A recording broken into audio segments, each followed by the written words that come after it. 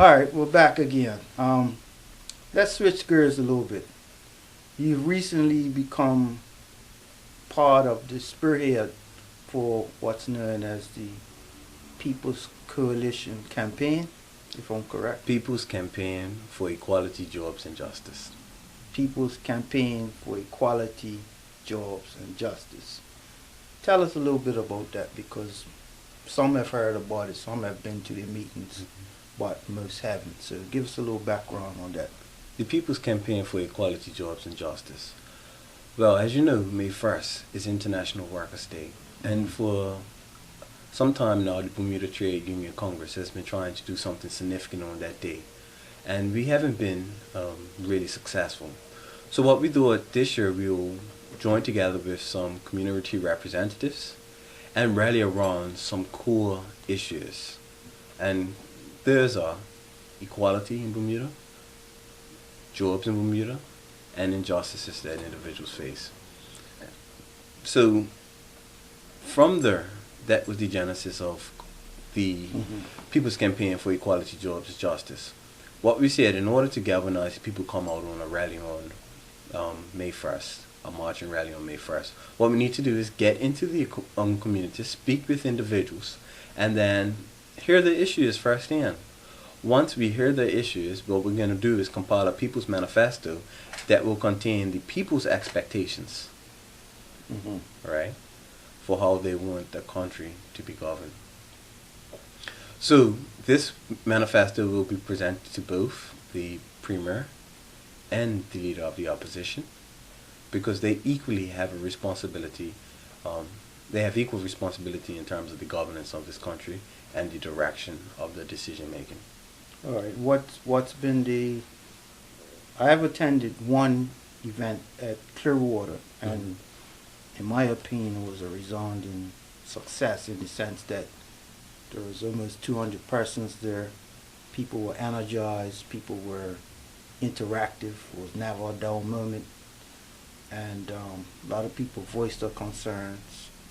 And it wasn't just like a pity party or a shouting match.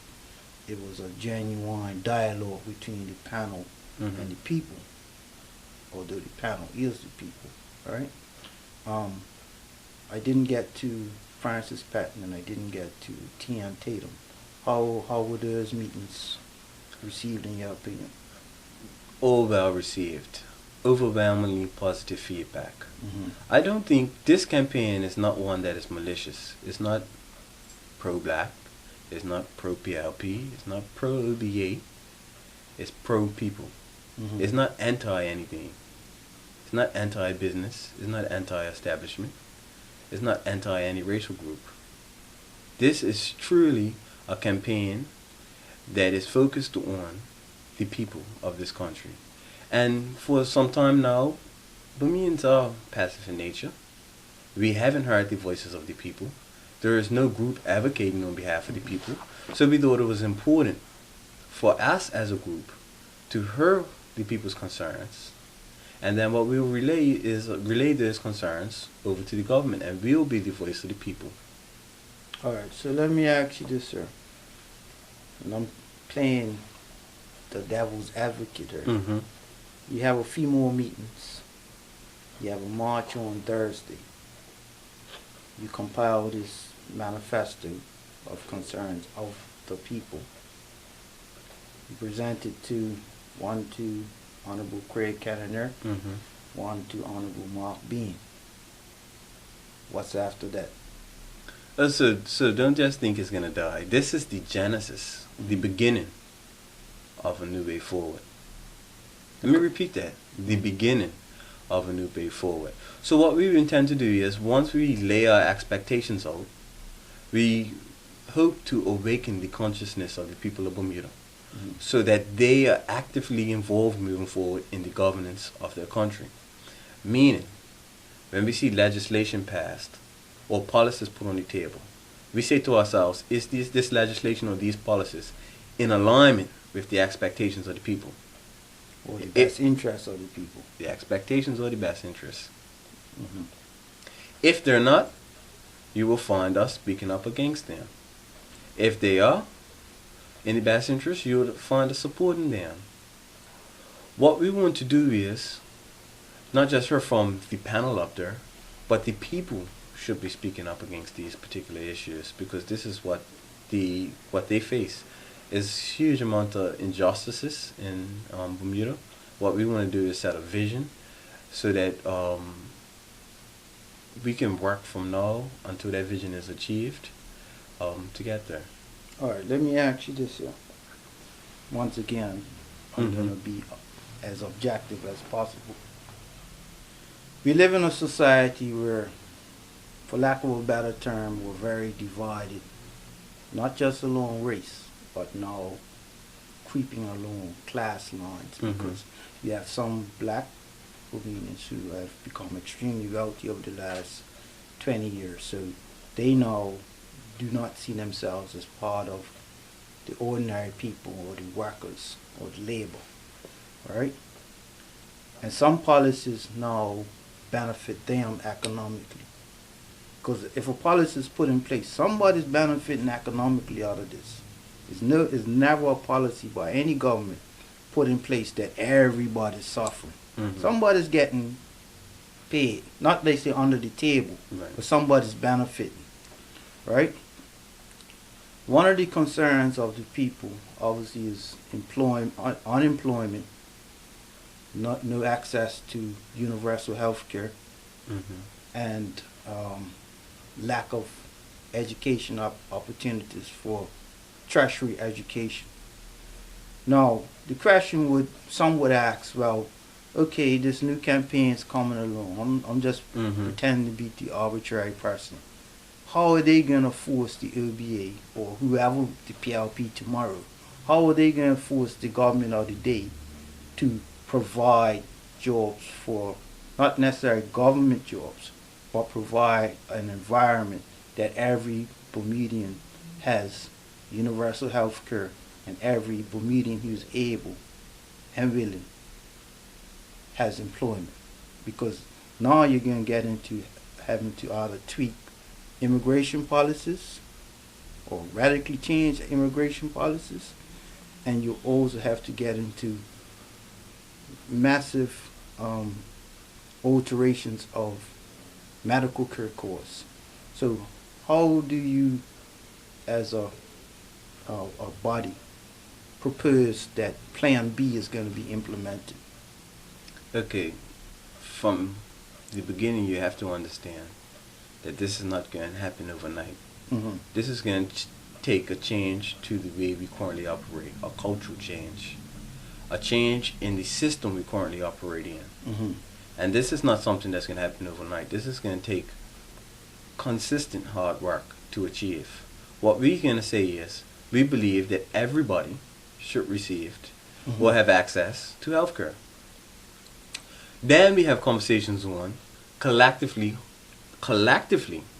not you go and put policies in place, but collectively, how do we achieve that? We wanna live in a country where businesses make profit, but we also wanna live in a country where businesses have a social conscience also, and we see some of that profit trickling down back into the communities. So no, we don't think, yes, businesses do a lot, and some businesses don't do enough. And when we see over $11 billion in profit for a small group of businesses in Bermuda, then we can look and say that there should be nobody that falls through the health cracks in Bermuda. We can look and say then there should be no child who can't go to college because their family doesn't have the financial means. All right, let me ask you this, and this may feed into what you're doing or may seem like it's straying away from what you're doing. I'm going to go back to the politics of it all. Politics, which is basically a face for economics, right? The politics in Bermuda is as tribalistic as it gets, right? And often people say, why don't just the two parties get together and sort things out? Now, I'm a PLP supporter, so my objectivity in this, I put the PLP's opinion in there. But my point is that it seems, let me take myself out of the equation as being involved with the PLP. It seems almost simplistic to the common person that why don't the parties just work together and sort out the problems? But then it's never gonna, I shouldn't say it's never, but it's almost 70% of the time us versus them type of thing between the two parties, right? I truly believe in the cause that you guys are, or the people are taking up, right? Because I want my children to be fully employed. I want my parents to have universal health care. And I want a safe environment. That's any citizen will want that. My question, or just being devil's advocate again, is that in order for any change of mindset to happen, first we have to get into the minds of the people. Not brainwash them, but awaken their consciousness, which you guys are doing. So you've awakened the consciousness of 1,000 persons, 2,000 persons. How is that now going to be leveraged? Because at the end of the day, right, even if everybody's singing Kumbaya out of that 2,000 people, if that's not leveraged to change a force in policies, not just in government, or private sector policies, or corporate mindsets, if that isn't leveraged, it's still just going to remain, as Martin Luther King said, I have a dream.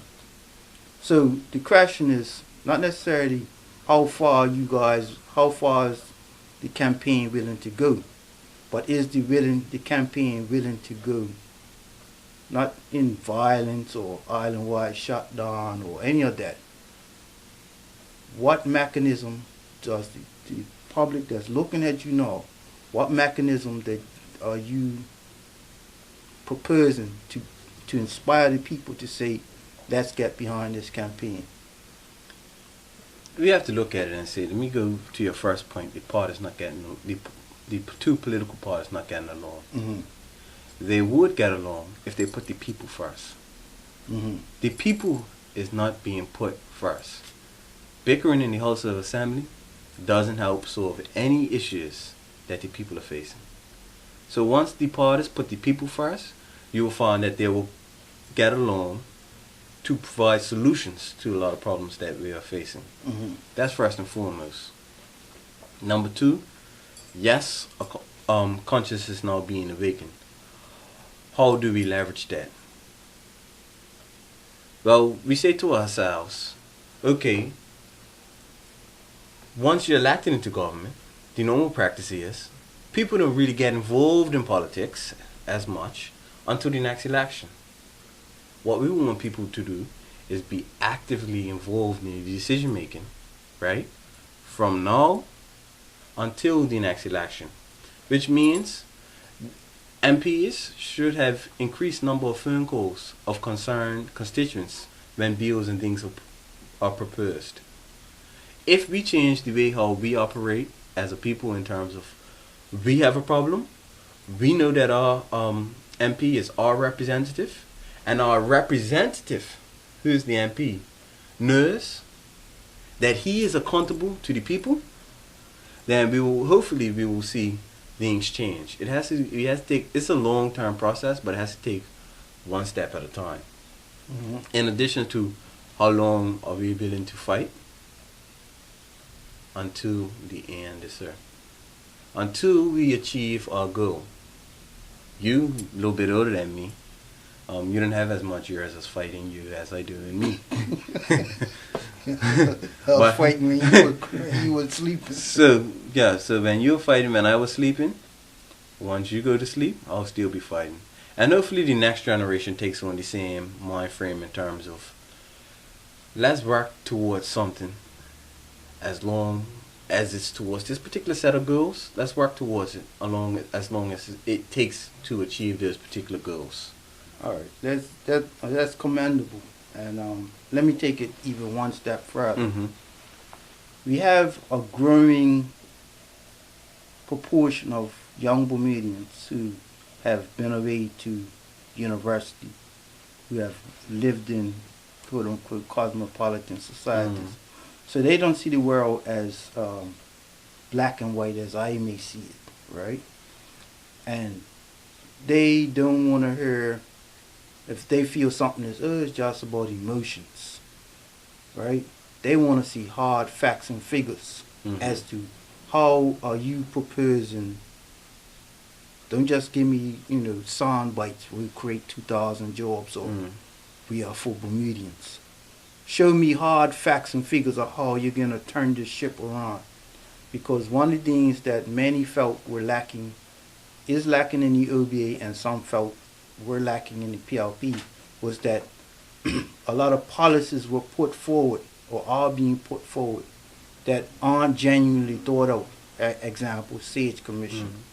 And the repercussions of those policies have more detriment than benefit. So my question, quote, suggestion to your campaign is that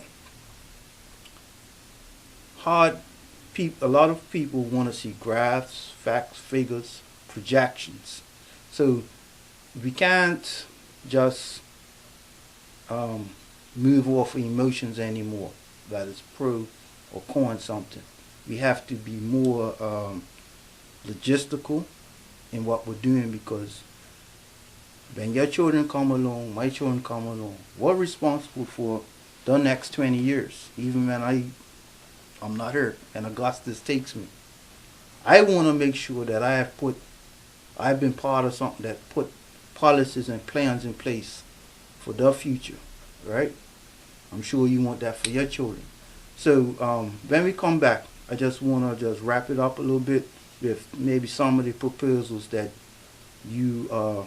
that your campaign has, and think a little bit along the terms of the term that you coined, maybe not you coined, but the national plan. So when we come back, that's what we'll talk about.